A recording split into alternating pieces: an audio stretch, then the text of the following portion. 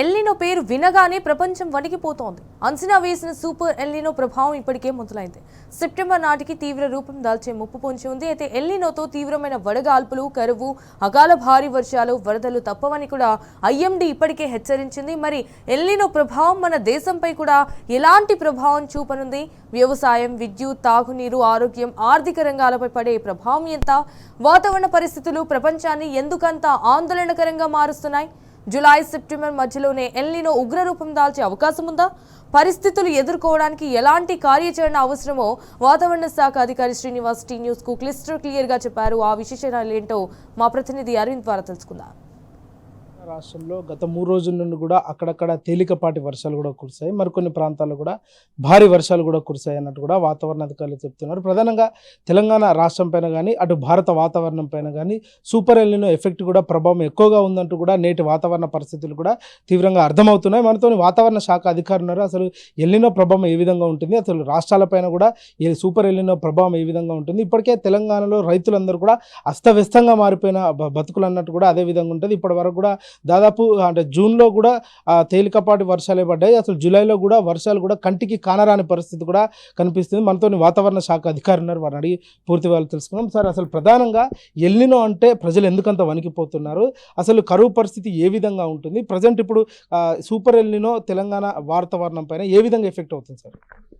ఇంకా అసలు ఈ ఎల్నినో అంటే ఏమిటి, అది ఈ ఏడే ఎందుకు వచ్చింది, ఇవన్నీ తెలుసుకోవాలంటే అసలు మనకి మాన్సూన్ అసలు కరెక్ట్గా జూన్ నెలలో, జూన్, జూలై, ఆగస్టు, సెప్టెంబర్ ఆ 4 నెలలు ప్రతి ఏడు మనకి వర్షాలు ఎందుకు పడతాయి, అసలు మాన్సూన్ ఆ టైంలో ఎందుకు వస్తుంది, దాన్ని ఏమి ఎఫెక్ట్ చేస్తాయి అన్నది చూసినట్టయితే మనకి యాక్చువల్గా భూమి సూర్యుడి చుట్టూ తిరుగుతున్నప్పుడు మనకి ఈ భూమి యొక్క మధ్య ప్రాంతం అంటే భూమధ్య రేఖకి అటు ఇటు 30 డిగ్రీల నార్త్, 30 డిగ్రీల సౌత్ రెండు పక్కల మనకి ఈ సోలార్ ఎనర్జీ అనేది మ్యాక్సిమం రిసీవ్ అవుతుంది. ఈ 30 డిగ్రీల నార్త్ దాటి పైకి పోయినా ఉత్తరార్ధగోళంలో, అలాగే 30 డిగ్రీల సౌత్ దాటి కిందకి పోయినా దక్షిణార్ధగోళంలో ఈ సూర్యుడి యొక్క వేడిమి బాగా తగ్గిపోయి మనకి అలాగే ఎండకి మనకి పోల్స్ దగ్గరికి వెళ్ళిపోయేటప్పటికి అవి రెండు కూడా మంచు ఖండాలు, ఆర్కిటిక్ మంచు ఖండాలుగా ఉండిపోతాయి.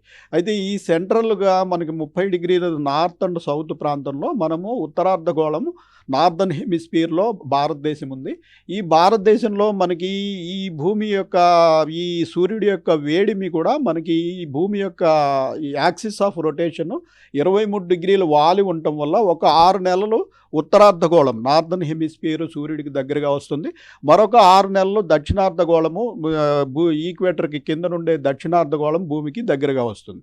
సో ఉత్తరార్ధగోళం దగ్గరగా వచ్చిన సమయంలో మనకి ఈ మార్చి, ఏప్రిల్, మే నెలలు అనేవి చాలా వేడిమి ఉండి మనకి భారతదేశంలోనూ అలాగే భారతదేశానికి చుట్టుపక్కల ఉన్న పాకిస్తాను, ఆఫ్ఘనిస్తాను ఈ ప్రాంతం అంతా మార్చి, ఏప్రిల్, మే నెలల్లో తీవ్రమైన వేడిమి ఉండటం వల్ల ఆ ప్రాంతంలో గాలులంతా కూడా బాగా వేడెక్కి అవి పల్చబడి పైకి పోవడం వల్ల ఆ ప్రాంతంలో ఒక లో ప్రెషర్ ఏరియా ఏర్పడుతుంది. 3 నెలల పాటు తీవ్రమైన వేడికి గురి అవడం వల్ల ఈ ప్రాంతంలో గాలి బాగా వేడెక్కితే అది పల్చబడుతుంది. పల్చబడితే పైకి పోవడం వల్ల ఆ ప్రాంతంలో మనకి ఖాళీ ఏర్పడి అది లో ప్రెషర్ ఏరియా ఏర్పడుతుంది. దీన్ని హీట్ లో అంటాం. ఇలా 3 నెలల తీవ్రమైన వేడికి ఏర్పడిన హీట్లో ఈ ప్రాంతంలో ఉండగా మనకి దక్షిణార్ధగోళం భూమధ్య రేఖకి దిగువ ప్రాంతంలో అదే సమయంలో శీతాకాలం కాబట్టి అక్కడ మనకి చల్లటి టెంపరేచర్స్ ఉంటాయి, చల్లటి వాతావరణం ఉండటం వల్ల గాలి సాంద్రత ఎక్కువగా ఉంటుంది. సో అక్కడ మనకి హై ప్రెషర్ ఏరియా ఉంటుంది. సో ప్రకృతి ధర్మం, నేచర్స్ రూల్ ఏంటంటే ఎప్పుడు హై నుంచి లోకి సమానం చేయడానికి ట్రై చేస్తుంది. సో ఈ హై ప్రెషర్ ఏరియా నుంచి మనకి ఈ ఉత్తర భారతదేశంలో ఉన్న లో ప్రెషర్ ఏరియా వైపు భూమధ్య రేఖని దాటుకుని గాలులు కొన్ని సముద్రాల మీదుగా, పసిఫిక్ మహాసముద్రము అలాగే హిందూ మహాసముద్రము ఈ సముద్రాల మీదుగా ఈ గాలులు అనేవి రావడం జరుగుతుంది. ఇవి భూమధ్య రేఖని దాటినప్పుడు భూమి గమనం వల్ల అవి నైరుతి దిశకి ఉంచబడతాయి. అందుకే మనకి నైరుతి దిక్కు నుంచి ఈ గాలులు వస్తాయి. వీటిని నైరుతి ఋతుపవనాలు అంటాం. అయితే ఈ నైరుతి ఋతుపవనాలని ఎఫెక్ట్ చేసేది మనకి ఈ భూమధ్య రేఖకి దిగువన ఉన్న 5 డిగ్రీల అక్షాంశం ప్రాంతంలో మనకి ఈ పసిఫిక్ మహాసముద్రంలోని టెంపరేచర్లు అంటే తూర్పు మరియు సెంట్రల్ పసిఫిక్ ఏరియాలో ఉన్నటువంటి టెంపరేచర్లు మనకి ఎక్కువగా ఉన్నట్టయితే మనకి అది ఈ నార్మల్ కంటే ఎక్కువగా 0.5 డిగ్రీస్ ఎక్కువగా ఉన్నా అది ఎల్నినో పరిస్థితి అంటాం. దీనివల్ల ఏమవుతుందంటే మన వైపు వచ్చే ఈ గాలుల్లో తేమ శాతం తగ్గుతుంది. అలాగే ఈ గాలుల యొక్క వేగం కూడా తగ్గిపోతుంది. ఇది కనుక మరింత ఎక్కువ ఈ 1 డిగ్రీ 2 డిగ్రీస్ అట్లా పెరిగినట్టయితే దీని ప్రభావం మరింత పెరిగే అవకాశం ఉంటుంది. వీటినే మనకు 2 డిగ్రీస్ దాటి ఎక్కువగా ఉన్నట్టయితే మనకి దీన్ని తీవ్రమైన ఎల్నినో అని ప్రకటిస్తారు. సో ప్రస్తుతం మనకి జూన్ నెల ఇంచుమించు 1-2 వారాల నుంచి ఎల్నినో ప్రారంభమైంది. ఆల్రెడీ అక్కడ 0.8 డిగ్రీస్ వరకు టెంపరేచర్లో నార్మల్ కంటే పెరిగినట్టు తెలుస్తుంది. రాగల 4-5 నెలల్లో ఇవి మరింత పెరిగే అవకాశం కూడా మనకి కనిపిస్తుంది. సో ఈ విధంగా మనకి ఈ పసిఫిక్ ఏరియా ప్రాంతంలో ఇటు పక్కన ఉన్నటువంటి టెంపరేచర్లు ఎక్కువగా ఉన్నట్టయితే మనకి అది అనుకూలం కాదు, ఎల్నినో పరిస్థితి అంటాము. అలాగే మనకి ఈ పసిఫిక్ మహాసముద్రాన్ని దాటిన తర్వాత ఈ పవనాలు మనకి హిందూ మహాసముద్రం ద్వారా రావడం జరుగుతుంది. పసిఫిక్ మహాసముద్రాన్ని దాటిన తర్వాత హిందూ మహాసముద్రం ద్వారా ఈ పవనాలు వస్తాయి. అయితే ఒక్కొక్కప్పుడు మనకి ఎల్నినో పరిస్థితులు ఉన్నప్పటికీ హిందూ మహాసముద్రంలో కనుక ఈ పశ్చిమాన ఉన్నటువంటి హిందూ మహాసముద్ర జలాలు తూర్పున ఉన్న జలాల కంటే వేడిగా ఉన్నట్టయితే అది మనకి మాన్సూన్కి అనుకూల పరిణామం. దీన్ని పాజిటివ్ ఐఓడి అంటాం. అలాగే ఇటు మనకి పశ్చిమంలో ఉన్న జలాలు తూర్పులో ఉన్న జలాల కంటే వేడిగా ఉన్నట్టయితే అది నెగిటివ్ ఐఓడి. ఇది కూడా మనకి ప్రతికూల ప్రభావం చూపిస్తుంది. కొన్ని సంవత్సరాల్లో మనకి ఎల్నినో పరిస్థితులు ఉన్నప్పటికీ ఈ ఐఓడి అనేది పాజిటివ్గా ఉండటం వల్ల ఎల్నినో ప్రభావాన్ని చాలా వరకు తగ్గించబడిన సంవత్సరాలు కూడా ఉన్నాయి. అయితే ఈసారి మనకి ఈ ఎల్నినో పీరియడ్ అన్నది మనకి జూన్ నుంచే ప్రారంభమైంది. ఇది ఈ 4 నెలలు కూడా కొనసాగే అవకాశం ఉంది. అలాగే ఐఓడి కూడా ప్రస్తుతం న్యూట్రల్ పొజిషన్లో ఉంది. సో ఐఓడి నుంచి కూడా మనకేవి పెద్దగా సహకారం లేదు. అందువల్ల ఈ 4 నెలలు కూడా మనకి ఎల్నినో ప్రభావం మాన్సూన్ మీద ఉండే అవకాశం ఉంది. సార్ ప్రధానంగా ఇంకొక విషయం ఏంటంటే ఐఓడి పాజిటివ్ ఉన్నప్పుడు తెలంగాణ రాష్ట్రం పైన ఏ విధమైన వాతావరణం ఉంటుంది? దాదాపుగా ఇన్ని రోజులు కూడా మనం లానినో స్టేజ్లో ఉన్నామని కూడా ప్రధానంగా అంటున్నారు సార్. దానిపైన మీరు ఏమంటారు? మనకి గత 5-6 సంవత్సరాల్లో ఇంచుమించుగా లానినో పీరియడ్లో ఉన్నాము. 2023లో ఎల్నినో వచ్చినప్పటికీ అది మాన్సూన్ పీరియడ్లో రాలేదు. పైగా ఇంత తీవ్రమైన ఎల్నినో కూడా కాదు. సో దీని ప్రభావం మనకి లేదు. మనకి ఇంచుమించుగా 2015 ప్రాంతంలో 15-17 ప్రాంతంలో ఎల్నినో వచ్చింది. ఆ సమయంలో మనకి కొంచెం తీవ్రమైన వర్షాభావ పరిస్థితులు అవి ఉన్నాయి. ఆ తర్వాత పెద్దగా మనకి తీవ్రమైన ఎల్నినో రాలేదు. ఒక్కొక్కప్పుడు ఎల్నినో వచ్చినా కూడా మనకి ఐఓడి పాజిటివ్గా ఉండి దాని యొక్క ప్రభావాన్ని కొంతవరకు తగ్గించడము ఈ రకంగా ఉంది. గత 5-6 సంవత్సరాల డేటా మనం తీసుకున్నట్టయితే 2020 నుంచి 2025 వరకు డేటా తీసుకున్నట్టయితే మనకి పూర్తిగా ఎక్సెస్ రెయిన్ఫాల్లో ఉన్నాం. తెలంగాణలో చూసినా మనకి భారతదేశంలో చూసినా ఇంచుమించుగా ఎక్సెస్ రెయిన్ఫాల్లో ఉన్నాము. అలాగే గత సంవత్సరం చూసినట్టయితే గత సంవత్సరం ఓవరాల్ ఇండియాలో మనకి 30% ఓవరాల్ తెలంగాణలో మనకి 30% అధికంగా రెయిన్స్ పడ్డాయి. అలాగే హైదరాబాద్ సిటీలో చూసినట్టయితే 35% నార్మల్ కంటే అధికంగా రెయిన్స్ పడటం జరిగింది. అయితే ఈసారి ఎల్నినో ప్రభావం ఉండటం వల్ల మనకి ఈ ఎల్నినో సమయంలో పూర్తిగా రెయిన్స్ పడకపోవటం అంటూ ఉండదు.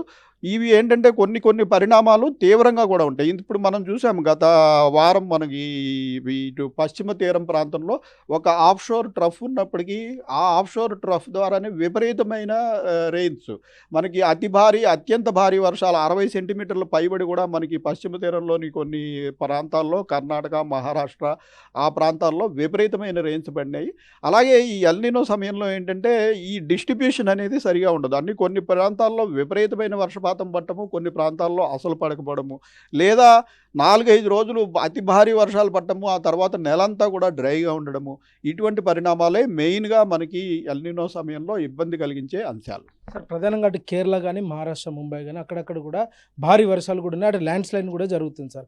సార్ ప్రధానమైన అక్కడ అంత భారీ వర్షాలు పడడానికి కారణాలు ఏంటి? మన దగ్గర పడకపోవడానికి మన వెదర్ కండిషన్స్తో దీని వల్ల డిఫరెన్స్ ఏముంటుంది సార్? మనకి గత వారం మీరు చెప్పినట్టు ఇటు మహారాష్ట్ర, కర్ణాటక, కేరళ ఈ తీర ప్రాంతం అంతా, పశ్చిమ తీర ప్రాంతం అంతా అతి భారీ, అత్యంత భారీ వర్షాలు పడినాయి. దానికి కారణం అక్కడ ఒక ద్రోణి ఉంది. మనకి గుజరాత్ నుంచి ఇటు కేరళ వరకు కూడా ఈ తీరాన్ని ఆనుకుని ఒక ద్రోణి ఉంది. ఆ ద్రోణి ఉన్నప్పుడు మనకి మాన్సూన్ పీరియడ్లో ద్రోణి ఉన్నప్పుడు జనరల్గా రెయిన్స్ ఎక్కువ పడతాయి. అలాగే ఇప్పుడు సముద్ర టెంపరేచర్స్ కూడా ఉష్ణోగ్రతలు కూడా ఎక్కువగా ఉన్నాయి. ఈ ఉష్ణోగ్రతలు ఎక్కువగా ఉండి ఇటువంటి ద్రోణి ఉండి మాన్సూన్ పీరియడ్ ఉన్నట్టయితే మంచి వర్షాలు పడటం జరుగుతుంది. ఆ రకంగా అక్కడ అతి భారీ అత్యంత భారీ వర్షాలు పడటం జరిగింది. అయితే ఆ ప్రాంతం నుంచి మనకి అదే సమయంలో ఇటు వాయువ్య బంగాళాఖాతంలో కూడా ఒక డిప్రెషన్ ఉంది, వాయుగుండం. మనకి ఇక ఎటు ఒరిస్సా తీర సమీపంలో ఒక వాయుగుండం ఉంది. సో ఈ ఈ పరిణామం దాటిన తర్వాత ఈ గాలులు అనేవి గత వారం చూసాం, మనకి తీవ్రమైన ఈదురుగాలులు మన మీద నుంచి పోతూ ఇటువైపు ఈ లో ప్రెషర్ వైపు వెళ్ళిపోయాయి, కానీ మనకి పెద్దగా వానలు పడలేదు. అంటే ఈ మాన్సూన్ పీరియడ్లో గాలుల తీవ్రత చాలా ఎక్కువగా ఉన్నట్టయితే ఈ గాలుల తీవ్రత ఉన్న ప్రాంతంలో పెద్దగా వర్షాలు పడవు. ఎందుకంటే ఈ క్లౌడ్ ఫార్మేషన్ కావాలంటే గాలులు కొంచెం నిలువరించబడాలి. అంటే దానిని నిలువరించబడే ట్రిగ్గర్ మెకానిజం ఏంటంటే మనకు దగ్గరలో ఏదైనా అల్పపీడనం కానీ ద్రోణి కానీ ఉపరితల ఆవర్తనం కానీ ఉన్నట్టయితే ఈ వేగంగా వస్తున్న మాన్సూన్ గాలులు ఆ ప్రాంతంలో మలుపు తిరగడం వల్ల అక్కడ కొంత స్లో అవుతాయి. దాంతో ఇక్కడ మాయిశ్చర్ అక్యుములేషన్ పెరుగుతుంది. అలాగే అక్కడ క్లౌడ్ ఫార్మేషన్ జరిగి మంచి రెయిన్స్ పడటానికి అవకాశం ఉంటుంది. అయితే గత వారం అంతా కూడా మనకి ఈ తీవ్రమైన ఈదురుగాలు ఉండటం వల్ల మాన్సూన్ యాక్టివ్గా ఉన్నప్పటికీ తెలంగాణలో పెద్దగా రెయిన్స్ పడలేదు. సార్, ప్రధానంగా ఎల్నినో ఎఫెక్ట్ వల్ల గోదావరి జలాలు కూడా ఇనికిపోయే పరిస్థితి కూడా ఎక్కువగా ఉందంటూ కూడా ఆరోపణలు కూడా వస్తున్నాయి సార్. అంటే ఈ వర్ష ప్రభావంతో గోదావరి జలాలు పెరిగే అవకాశం ఉంటుందా, లేకపోతే కాన్స్టెంట్ టు మోడరేట్గా ఉండే అవకాశాలు ఉంటాయి సార్? మనకి యాక్చువల్గా ఫోర్కాస్ట్ ఈ 4 నెలల ఫోర్కాస్ట్ ప్రకారం ఈ పశ్చిమ తీరంలో కూడా 30 నుంచి 40% వరకు లోటు కనిపించింది. అయితే ఎల్నినో పీరియడ్లో ఈ మార్పులు ఎట్లా ఉంటాయో ఆ రకంగానే మొన్న గత వారం ఉన్న ఆఫ్ షోర్ ట్రఫ్ తోటి మనకి జూలై నెలలో పడాల్సిన మొత్తం రెయిన్ఫాల్ కంటే ఎక్కువ మనకి పశ్చిమ తీరంలో పడిపోయింది. దీనివల్ల మనకి గోదావరి కృష్ణా నదుల్లోకి బాగా జలాలు వస్తున్నాయి. అయితే మనకి ముందున ఉన్న రాష్ట్రాలు మహారాష్ట్ర కర్ణాటకలో పెద్ద పెద్ద డ్యాములు ఉన్నాయి. ఆ డ్యాములన్నీ కూడా ప్రస్తుతం ఖాళీగా ఉన్నాయి. ఇప్పుడు పడిన వర్షాలతోటి ఆ డ్యాములు కొంతవరకు నిండిపోయే పరిస్థితి ఉంది. మరొకసారి కనుక ఇటువంటి పరిణామం సంభవించి మనకి పశ్చిమ తీరంలో వర్షాలు పడినట్టయితే మన డ్యాముల్లో కూడా నీళ్లు రావడానికి ఇటువంటి అవకాశం ఉంటుంది. ఇది కొంతవరకు మేలు. ఎందుకంటే మనకి తెలంగాణలో లోకల్గా వర్షాలు లేకపోయినా మనకి పశ్చిమ తీరంలో మంచి వర్షాలు పడి ఆ డ్యాములకు కనుక ఈ నదుల్లోకి కనుక జలాలు వచ్చినట్టయితే కొంతవరకు మనకి తాగునీటికి సాగునీటికి ఇబ్బందికర పరిస్థితులు లేకుండా ఉంటుంది. అయితే గత వారం పడిన వర్షాలు మటుకు చాలా మనకి కూడా ఉపయోగపడతాయి. ఎందుకంటే ఆ జలాలు మళ్ళీ ఇటు ఈ కృష్ణా గోదావరిలోకి ప్రవేశించే అవకాశం ఉంటుంది కాబట్టి కొంతవరకు పరిస్థితి మెరుగు. సార్, ఇంకో విషయం ప్రధానంగా చూసుకుంటే మాత్రం అటు రైతుల పరిస్థితి కూడా అస్తవ్యస్తంగా ఉంది సార్. అంటే వాళ్ళు ఏ పంటలు వేయాలో అసలు నీటి కొరత ఉంది, అటు ఎల్లినో కొరత ఉంది, అటు వర్షాలు లేకపోయేసరికి వాళ్ళ పరిస్థితి కూడా అస్తవ్యస్తంగా ఉంది సార్. వాళ్ళకు కూడా ఏమైనా చెప్పే అవకాశాలు ఉంటాయి సార్ రైతులకు కూడా? మనం రైతులకి కూడా గత 2 నెలల నుంచి చెప్తున్నామండి, ఈసారి ఎల్నినో పరిస్థితులు ఉన్నందున వరి సేద్యం చేసినట్టయితే చాలా ప్రాబ్లం ఉంటుంది. ఎందుకంటే వరికి బాగా వాటర్ కావాలి. అలాగే మనకి ఈ తడి కూడా చాలా కాలం కొనసాగవలసి ఉంటుంది. మనకి వరి యొక్క ఈ పంట సమయం కూడా ఎక్కువ ఉంటుంది. సో అంత పంట సమయంలో మనకి మాన్సూన్ పీరియడ్లో ఈ ఎల్నినో సమయంలో కంటిన్యూస్ రెయిన్స్ పడే అవకాశం ఉండదు. కాబట్టి వీలైనంత వరకు వరి నుంచి ఇతర పంటలకి అంటే మనకి తృణధాన్యాలు ఈ మిల్లెట్స్ ఇటువంటి వాటికి మారినట్టయితే అవి తక్కువ నీటితోటి అయిపోతాయి. అలాగే తక్కువ కాల పరిమితితో అయిపోతాయి. అలాగే వీలైన చోట్ల మనకి ఈ డ్రిప్ ఇరిగేషన్ కానీ అలాగే స్ప్రింక్లర్స్ కానీ యూజ్ చేసినట్టయితే తక్కువ నీటితో సేద్యం అవుతుంది. అలాగే ఈ ఎల్నినో సమయంలో భారీ వర్షాలు అతి భారీ వర్షాలు కూడా కొన్ని ప్రాంతాల్లో పడుతుంటాయి. కొద్ది రోజులు మాత్రమే పడతాయి. పడినప్పుడు ఆ 2 రోజుల్లో నీరు ఎక్కువైందని చెప్పేసి ఆ నీటిని బయటికి వదలకుండా పొలంలోనే ఒక కుంట తవ్వుకుని నిల్వ చేసుకోవాల్సిన అవసరం ఉంది. ఎందుకంటే మళ్ళీ తర్వాత డ్రై పీరియడ్ డెఫినెట్గా వచ్చేస్తుంది. ఆ డ్రై పీరియడ్లో ఈ కుంటలోని నీరుతోటి మనకు తడులు ఇచ్చుకోవడానికి కూడా అవకాశం ఉంటుంది. సో ఈ విధమైన సలహా మనం చాలామంది రైతులకి గత 2 నెలల నుంచి మనం చెప్తూనే ఉన్నాం. సార్, ప్రధానంగా జూలై నెలలో 2 నెలల్లో కూడా సగటు కంటే వర్షపాతం ఎంత నమోదవుతుంది గతంలో కూడా, ఈసారి ఎంత నమోదవుతుంది సార్? మనకి జూన్ నెలలో ఈసారి 11% లోటు ఉందండి. అయితే జూన్ నెల రెయిన్ఫాల్ని పెద్దగా కంపేర్ చేయడానికి ఉండదు. ఎందుకంటే జూన్ నెల వర్షపాతం ఫిగరే మనకి తక్కువ ఉంటుంది. మనకి మొదటి 2 వారాలు పెద్దగా మాన్సూన్ ప్రవేశించడానికి సమయం కాదు. మిగిలిన 2 వారాల్లో కూడా అడపాదడపా పడిన వర్షాలతోటి జూన్ నెల టోటల్ వర్షపాతమే మనకి రాష్ట్రంలో 15 సెంటీమీటర్లు కాగా ఈసారి మనకి 13.5 సెంటీమీటర్లు పడింది. సో ఒక 11% లోటు ఉంది. అయితే జూలై నెల మనకి జూలై ఆగస్టు నెలలో తెలంగాణకి ప్రధానమైన వర్ష ఋతువు. సో ఈ జూలై ఆగస్టు నెలలో పడే వర్షాలని మనం కంపేర్ చేయవలసి ఉంటుంది. జూలై మొదటి వారం మనకి కంప్లీట్ అయిపోయింది. ఈ మొదటి వారంలో కూడా మనకి పెద్దగా వర్షాలు పడలేదు. ఇంచుమించు మనకి అరౌండ్ 25% వరకు ప్రస్తుతం మనకి లోటు ఉంది. ప్రజెంట్ ఈ జూలై వరకు చూసుకుంటే కంపేర్ చేసుకుంటే 25% లోటు వర్షం ఉన్నప్పుడు అంటే దాదాపుగా ఇది నెక్స్ట్ ఇయర్ కూడా కంటిన్యూ అయ్యే అవకాశాలు ఉందా సార్? మనకి ఈసారి తీవ్రమైన ఎల్నినో ఏర్పడుతోంది కాబట్టి ఎల్నినో లానినా అన్నవి సైకిల్స్. ఇవేమి నెలలోనో 2 నెలల్లోనో పోయేవి కాదు. ఇవేంటంటే కొన్ని వేల కిలోమీటర్లో ఉన్న ఈ పసిఫిక్ సముద్రంలోని జలాలు వేడెక్కడం వల్ల వచ్చిన పరిణామం. సముద్ర జలాలు వేడెక్కడానికి చాలా సమయం పడుతుంది, అలాగే చల్లబట్టడానికి కూడా చాలా సమయం పడుతుంది. సో గత 3-4 ఏళ్ల బట్టి లానినా పరిస్థితులు ఉన్నాయి. ఆ లానినా పరిస్థితుల్లో గ్రాడ్యువల్గా వేడెక్కుతూ ఇప్పుడు ఎల్నినో పరిస్థితి వచ్చింది కాబట్టి ఈ ఎల్నినో పరిస్థితి అనేది ఇంకా తీవ్రంగా ముందుకెళ్లే కొద్దీ కూడా ఇంకా పెరిగే అవకాశం ఉందనే ప్రస్తుతం మనకి రిపోర్ట్లు వస్తున్నాయి. కాబట్టి ఇదేమి 1 నెల 2 నెలల్లో మళ్ళీ అన్ని వేల కిలోమీటర్లో నీళ్లు చల్లబట్టడానికి అవకాశం ఉండదు. సో దీని యొక్క పరిణామం అనేది చాలా కాలం ఉండే అవకాశం ఉంటుంది. చివరిగా వాతావరణ శాఖ అధికారిగా తెలంగాణ రాష్ట్ర ప్రజలకు వాతావరణ శాఖ అధికారిగా ఏం తెలియజేశారు సార్? మనకి ఈ ఎల్నినో పీరియడ్లో ముఖ్యంగా తీసుకోవాల్సిన జాగ్రత్తలు మనము చెప్తూనే ఉన్నాము. ఎందుకంటే ఈ అధిక వాటర్ తీసుకునే పంటలు సేద్యం చేయకుండా ఉండము, అలాగే వర్షాలు పడకుండా ఉండవు. వర్షాలు పడతాయి. 90% రెయిన్ అనేది పెద్ద డిఫికల్టీ కాదు. మెయిన్గా ఏంటంటే ఈ డిస్ట్రిబ్యూషన్ సరిగా ఉండదు. అంటే పడిన చోట ఎక్కువ పట్టము, లేదంటే 4-5 రోజులు భారీ వర్షాలు పడి మళ్ళీ గ్యాప్లు వచ్చేయడము, ఇటువంటి పరిణామాలు ఉంటాయి. కాబట్టి వర్షం పడినప్పుడు ప్రతివారు కూడా వర్షాన్ని జాగ్రత్త చేసుకోవాలి. దీన్ని ఏంటంటే ఒక కుంటలోకి మళ్ళించుకుని పొలంలో నిల్వ చేసుకోవడము, అలాగే ఇళ్లలో అయినట్టయితే ఒక పెర్కులేషన్ పిట్ తప్పనిసరిగా పెట్టుకుని దానిలోకి మళ్ళించుకుని బోర్ రీఛార్జ్ అయ్యేలాగా చేసుకోవడము. అటువంటి అవకాశం లేని వారు కనీసం ఒక సంపునైనా తవ్వుకుని అందులోకైనా నిల్వ చేసుకున్నట్టయితే ముందు నీటి ఎద్దడి వచ్చినప్పుడు దాని నుంచి వాడుకోవడానికి అవకాశం ఉంటుంది. వాతావరణ శాఖ అధికారి ప్రకారం జూన్ జూలైలో కూడా ఆశించినంత వర్షాలు కూడా పడలేదు. దాని ఎల్నినో ప్రభావం కూడా ఎక్కువగా ఉంటుంది. గోదావరి జలాలపైన కూడా ఎఫెక్ట్ పడే అవకాశాలు కూడా ఎక్కువగా ఉంటుందంటూ కూడా వాతావరణ అధికారులు స్పష్టంగా తెలియజేశారు. ఏదైతే ఈ ఏడాది సూపర్ ఎల్నినో కూడా కంటిన్యూ అయ్యే అవకాశాలు ఉన్నాయి. నెక్స్ట్ ఇయర్ కూడా అది ఉండే అవకాశాలు కూడా ఎక్కువగా ఉన్నాయంటూ కూడా వాతావరణ శాఖ అధికారి తెలిపారు. ఏదైనా ఇప్పుడు కూడా తెలంగాణ రాష్ట్రంలో లోటు వర్షం కూడా కొనసాగుతుంది. వీడియో జర్నలిస్ట్ మధుతో అరవింద్, న్యూస్, హైదరాబాద్.